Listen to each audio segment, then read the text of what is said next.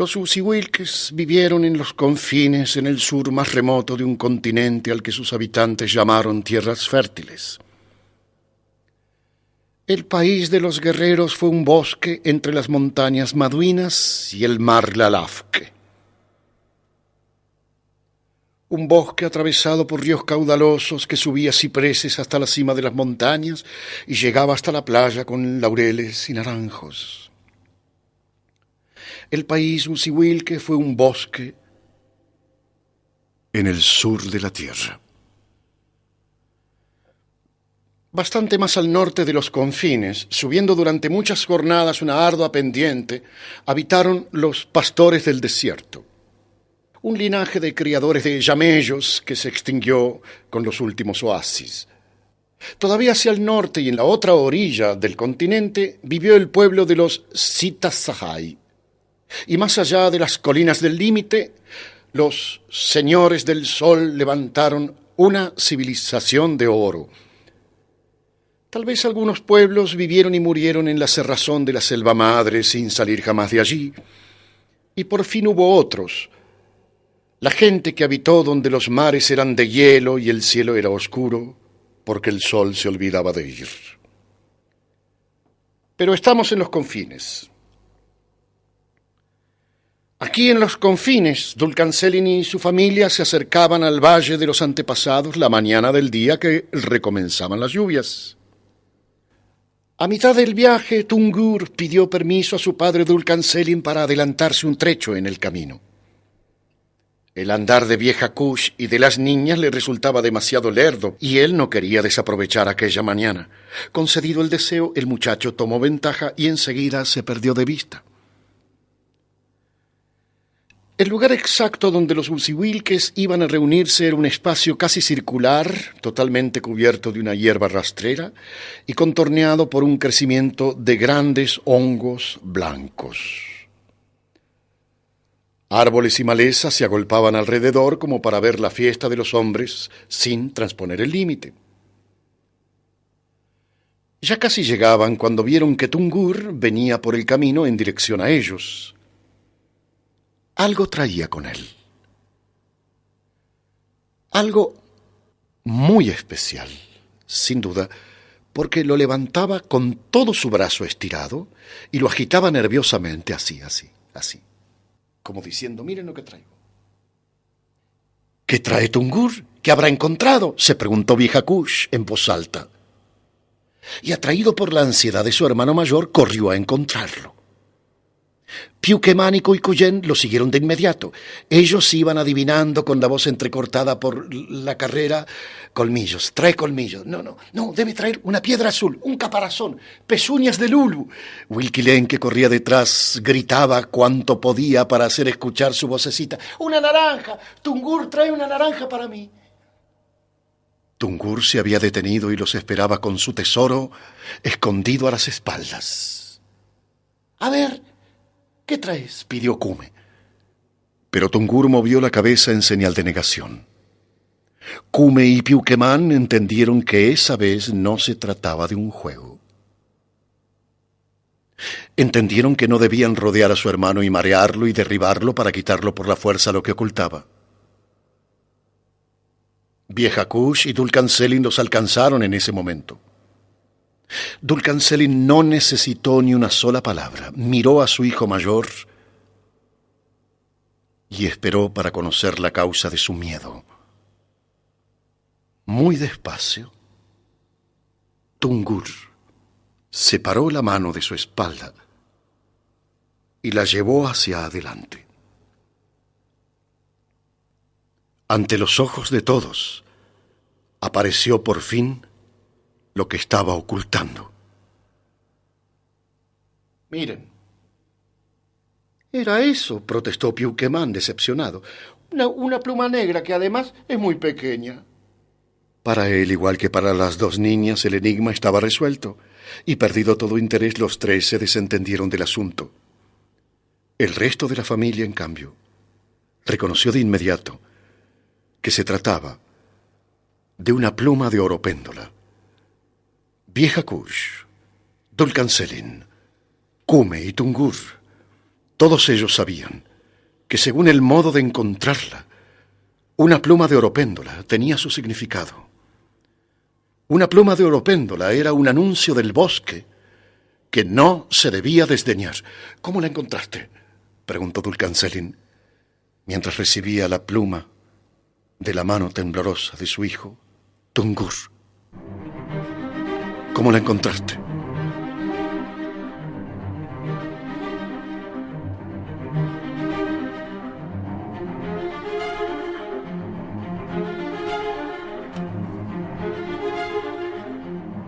Yo ya había rodeado el estero.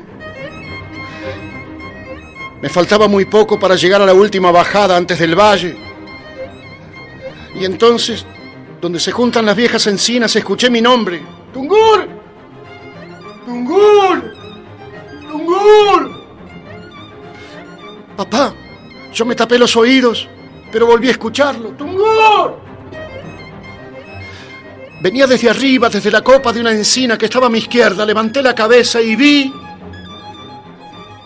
caer la pluma de oropéndola.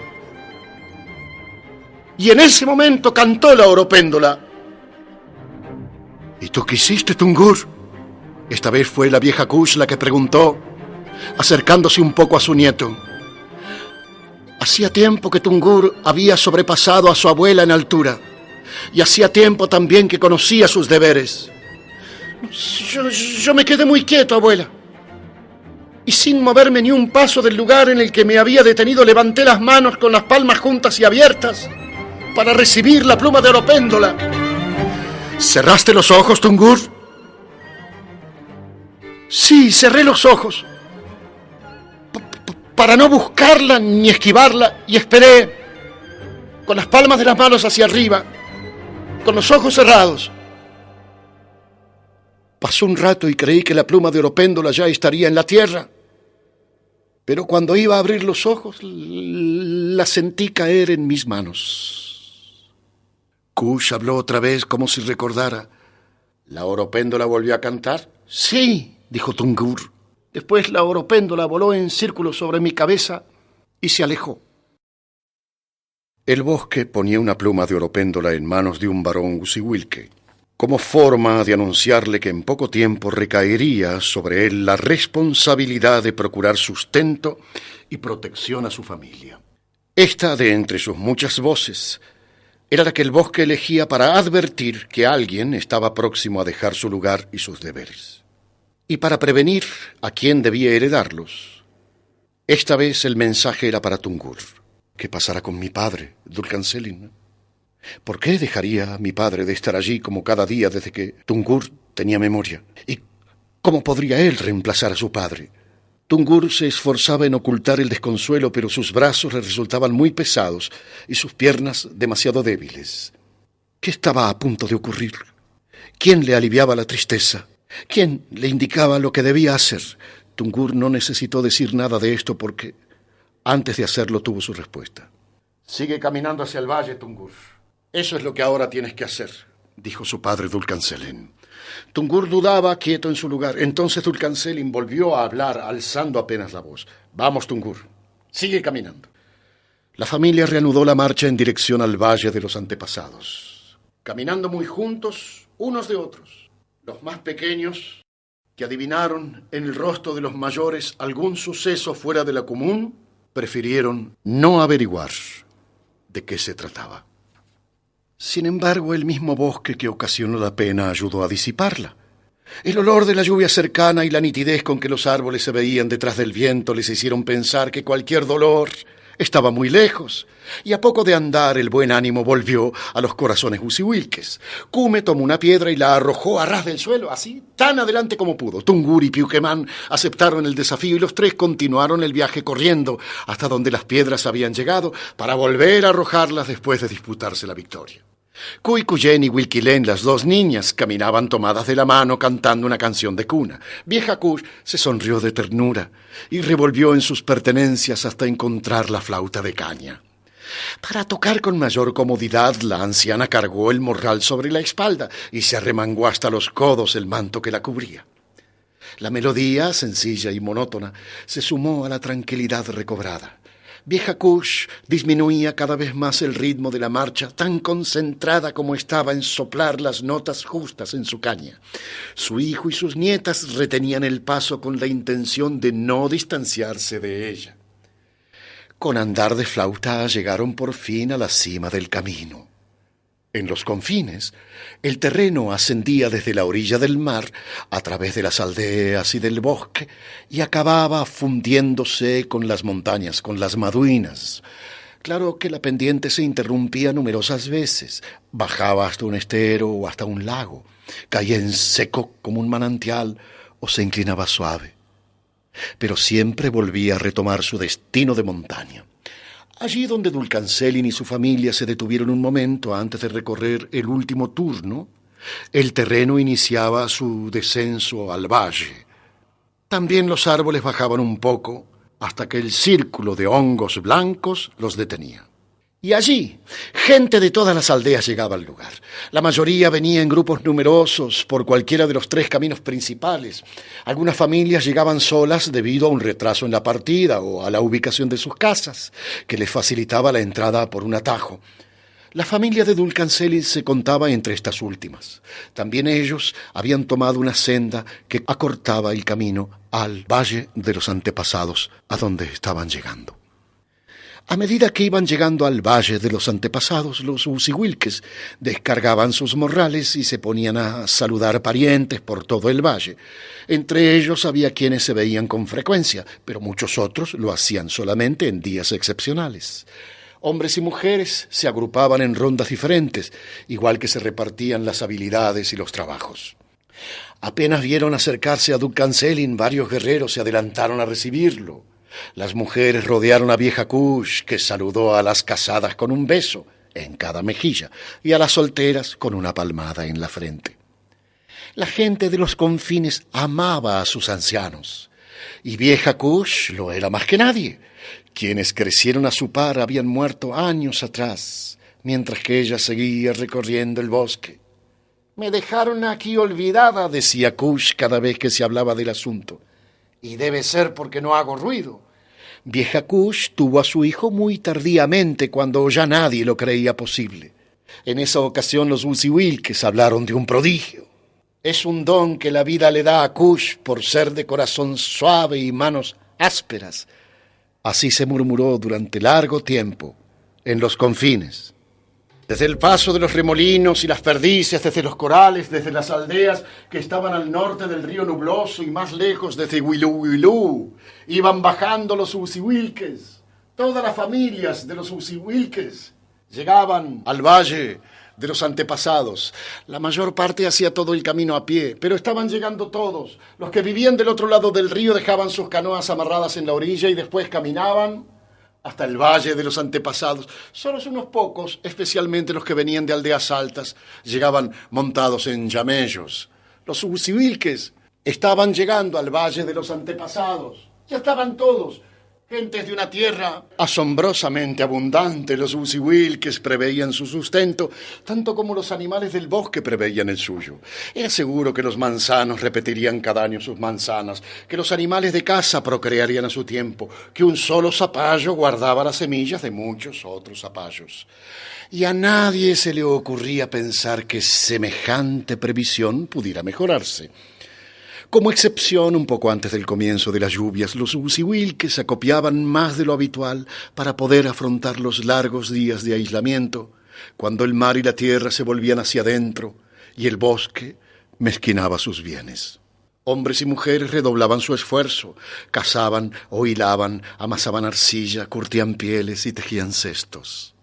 Unos pescaban y guardaban la pesca en sal, otros secaban fruta, pero ninguno aprovisionaba para sí otra cosa que lo indispensable. El sobrante se trocaba ahí, en el Valle de los Antepasados. Así, la abundancia de una aldea compensaba la escasez de otra, y las habilidades de cada uno resultaban provechosas para todos. Los habitantes de Huilú obtenían valiosas piedras de las montañas, pedernal para encender los fuegos, sílex para fabricar hachas y puntas de flecha. Pero a cambio necesitaban la sal y los peces disecados que la gente de Los Corales acarreaba en cestos de junco, ahí al Valle de los Antepasados. Los cestos se fabricaban en las aldeas que estaban a orillas del Nubloso, donde los juncos crecían como plaga. Allí también modelaban recipientes de barro cocido, cántaros, vasijas y unas pequeñas tinajas muy apreciadas en hierbas dulces, porque en ellas guardaban los colmeneros la miel roja de sus panales. Las mujeres de Paso de los Remolinos, célebres tejedoras, llevaban mantos y paños de lana que resultaban imprescindibles en los inviernos a orillas del mar para los pescadores de Los Corales. Los bienes se depositaban en hileras que los usihuilques recorrían sin apresuramiento. Como cada aldea conocía las necesidades de las demás y como en todas ellas se tenían en cuenta los hechos desacostumbrados que, para bien o para mal, hubieran alterado la vida de sus vecinos, la mayoría de los intercambios eran predecibles y se repetían con pocas variaciones de año en año. Aquella vez Vieja Kush había llevado 3 mantas de lana teñidas de color verde y adornadas con guardas rojas y amarillas. A cambio de ellas, eligió un vaso para moler maíz, cuero para renovar las botas de los varones, hierbas medicinales y algo de pescado seco. Terminado el tiempo de dar y recibir, Vieja Kush, igual que el resto de las mujeres, se ocupó en los preparativos de la comida.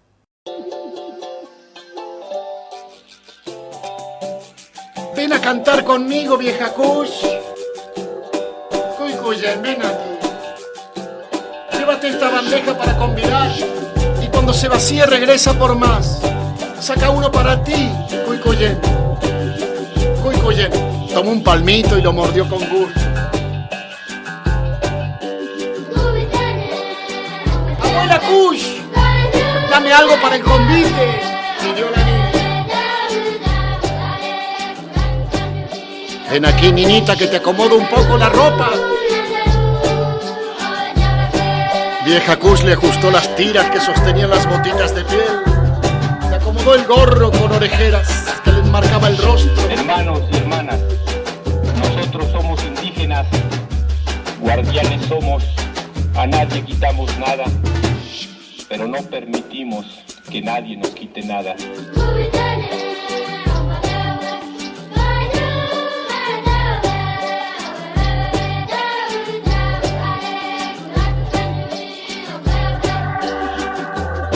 Hazte oído nuestro para escuchar del otro la palabra. Ya no serás tú, ahora eres nosotros.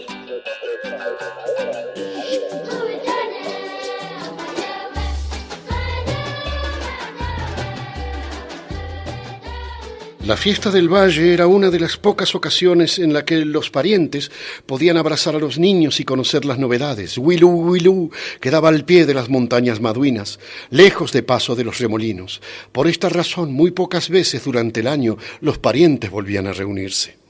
El cielo se oscurecía rápidamente y el aire se enfriaba. Cobijados en el Valle de los Antepasados, los usihuilques miraban el viento sobre sus cabezas, como antes Huilquilén lo había hecho, y vaticinaban un difícil regreso a sus casas. La fiesta ya no tardaría en terminar y una sola pregunta andaba de boca en boca. ¿Dónde está el brujo de la tierra? ¿Dónde está Cupuca?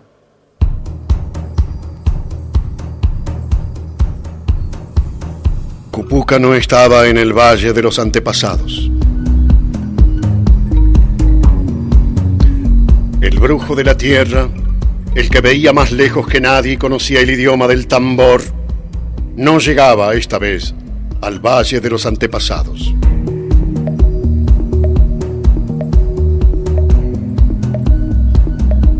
El brujo de la tierra, el que veía más lejos que nadie y conocía el idioma del tambor, no llegaba como era su costumbre, cargando un morral lleno de misterios para recibir junto a ellos la lluvia nueva.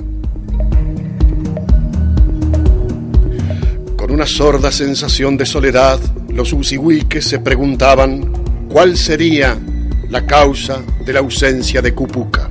Alguien que no pensaba en Cupuca pasó a través de la pregunta repetida, casi sin escucharla. Caminó tratando de hacerse invisible, atravesó la línea de los hongos blancos y siguió más allá. Tomó el camino del oeste cuesta arriba hasta donde se bifurcaba por primera vez en un sendero angosto. Este sendero, que se apartaba del camino principal, abandonaba también el ascenso para volver a bajar con una pendiente muy pronunciada. Cuando el sigiloso llegó allí, empezó a descender con una velocidad sorprendente, andando así, de costado, y compensando el declive con su cuerpo. Pero enseguida una voz familiar lo llamó. ¡Piuquemán! ¡Piuquemán! ¡Espérame, Piuquemán! Un poco sorprendido, pero mucho más enojado, Piuquemán se detuvo y miró hacia atrás. Huilquilén, su hermanita Huilquilén, lo había seguido y estaba bajando por el sendero casi sentada para no caerse. Piuquemán volvió sobre sus pasos. ¿Qué estás haciendo aquí, Huilquilén?, gritó furioso Piuquemán. Siempre estropeas todo. Yo no, intentó decir la niña, pero Piuquemán la interrumpió. ¡Shh! Ahora no digas nada. Los ojos negros de Huilquilén se llenaron de lágrimas y, como siempre que estaba triste, se puso a jugar con sus trenzas. ¡Y tampoco llores! Entonces, justo entonces, Huilquilén se puso a llorar porque Piuquemán era su hermano querido y nunca antes la había tratado de esa manera. Pero Piuquemán ya no la miraba. Estaba tratando de decidir si regresaba con ella al Valle de los Antepasados, donde estaban toda la familia Huizihuilques y también su familia, o si la llevaba de compañera en la desobediencia. No podía dejarla volver sola, pero si abandonaba aquella oportunidad, tendría que esperar hasta la fiesta del sol, y eso parecía demasiado. Así que Piuquemán tomó a su hermanita Huilquilén de la mano y reanudó la marcha hacia abajo. El sendero que seguían los hermanos era el único que llegaba hasta la puerta de la lechuza, más allá de la cual estaba prohibido el paso. Piuquemán era entre los varones el más parecido a su madre, Champalwe. De ella le venía esa urgente curiosidad por todas las cosas. Champalwe había pagado con su vida el interés por las extrañas flores de la cueva, la mordió una serpiente. Desde que tuvo suficiente entendimiento empezó a preguntar qué había del otro lado de la puerta de las lechuzas y quién prohibía a los Huizihuilques llegar hasta la puerta de la lechuza. Pero nunca hasta ese momento había obtenido respuesta de nadie. Nadie le contestó por qué no se podía pasar por la puerta de la lechuza. Finalmente decidió averiguarlo por sí solo y ahí estaba. 2 veces en celebraciones pasadas había abandonado Piuquemán el Valle de los Antepasados y recorrido el sendero hasta el límite de lo permitido. Y las 2 veces fue mayor el miedo y regresó sin atreverse a quebrantar la inmemorial prohibición de pasar por la puerta de la lechuza. Piuquemán tenía vividas 11 temporadas de lluvia y no estaba dispuesto a dejar que pasara otra sin atreverse a cruzar la puerta de la lechuza. No llegarían a 3 sus derrotas. La ocurrencia de su hermana Huilquilén consiguió hacerlo vacilar, pero incapaz de resignarse a ser vencido nuevamente, resolvió seguir adelante aunque tuviera que llevar de la mano a su hermana menor. El atajo abrupto y estrecho que descendieron con bastante dificultad los dejó en un bajo donde la luz apenas llegaba. El aire de aquel lugar, muy frío y espeso de humedad, punzaba en la respiración. Una capa de hojas que por partes se engrosaba considerablemente sostenía el paso de los 2 niños, permitiéndoles avanzar sin embarrarse. Al pie de los árboles se multiplicaban las especies de la sombra, plantas rastreras, hongos y pequeños gusanos que aparecían por montones bajo cada piedra desplazada eran la más visible manifestación de la vida. Piuquemán ya había estado allí, por eso marchó directamente a reencontrarse con el sendero, aunque parecía como intencionadamente disimulado. Anduvieron un trecho en línea zigzagueante y apretada de vegetación, cada vez más adentro de aquella hondonada oscura. Los 2 hermanos avanzaban tiritando y golpeando los dientes. Ni siquiera los mantos que llevaban bien ceñidos al cuerpo les servían de mucho porque el frío mojado les estaba trepando por los pies. De pronto el camino se enderezó y el espacio se despejó de maleza. Habían llegado. Ahí estaba. ¿La ves? La puerta de la lechuza.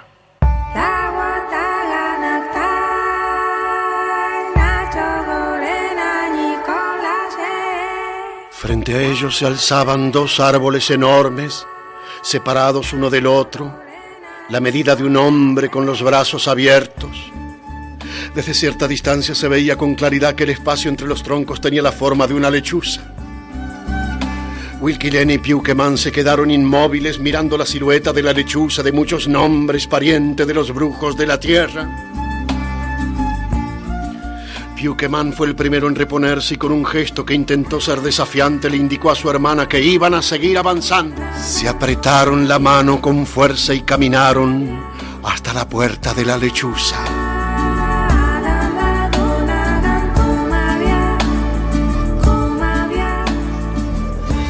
La cercanía les desdibujó el contorno del ave y con las cosas así facilitadas, Piuquemán y Wilkilén atravesaron la puerta prohibida.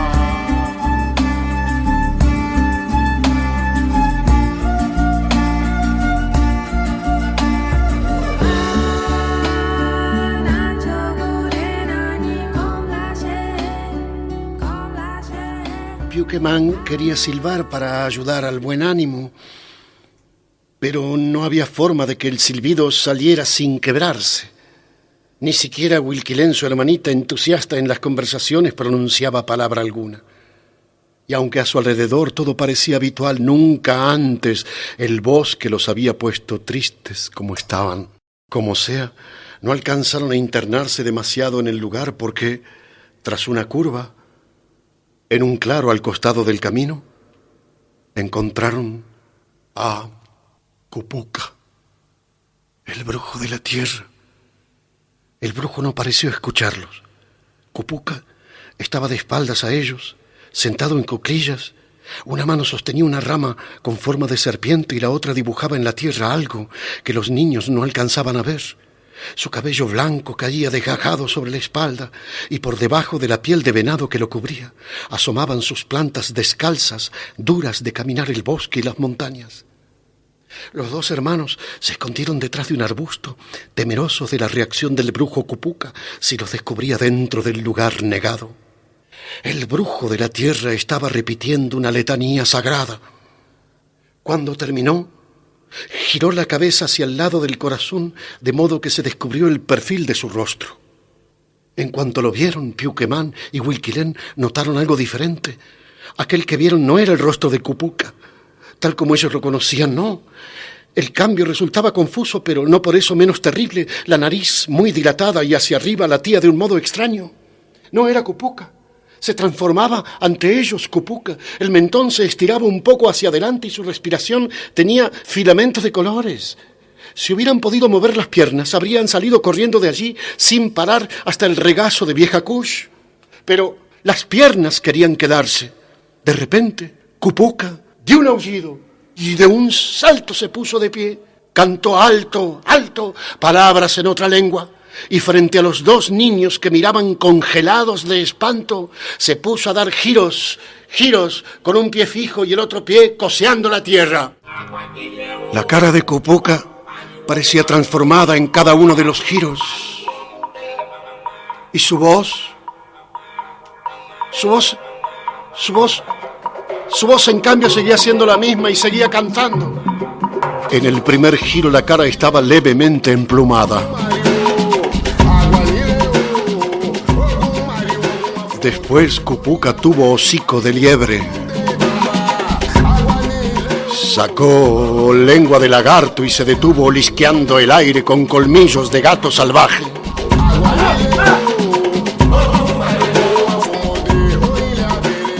Piuquemán no podía pensar. Su hermanita Wilkilén no podía llorar.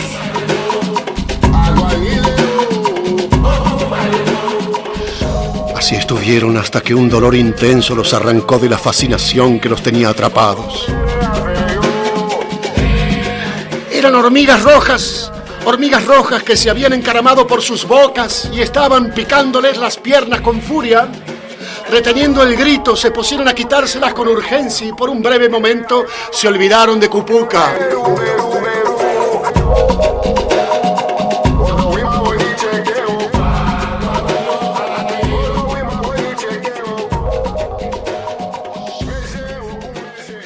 Antes de que pudieran acabar de quitarse las diminutas dañinas que se les escabullían por todo el cuerpo, escucharon un sonido que los apuró a erguirse.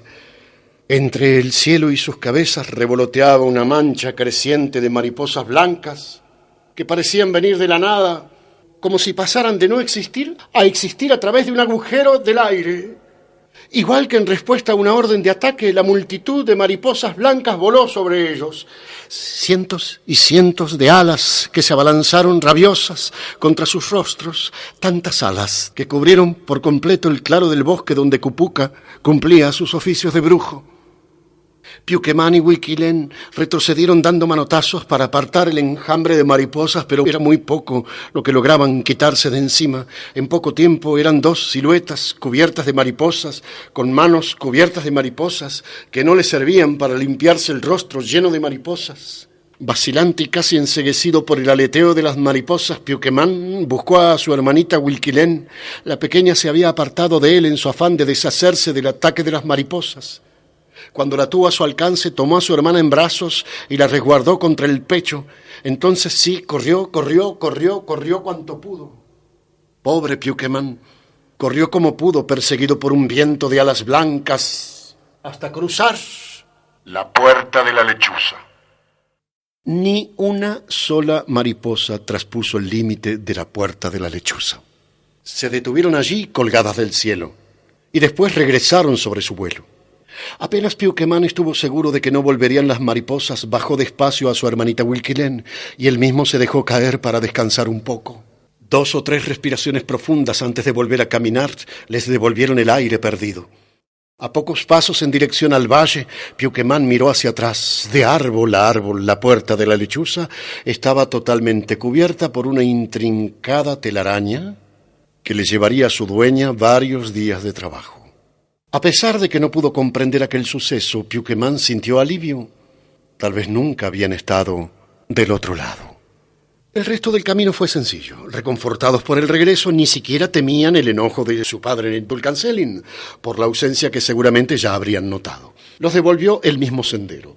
La fiesta seguía en el Valle de los Antepasados, y ellos se metieron entre la gente con la cabeza baja, avergonzados de solo imaginar que ya todos conocían su desobediencia.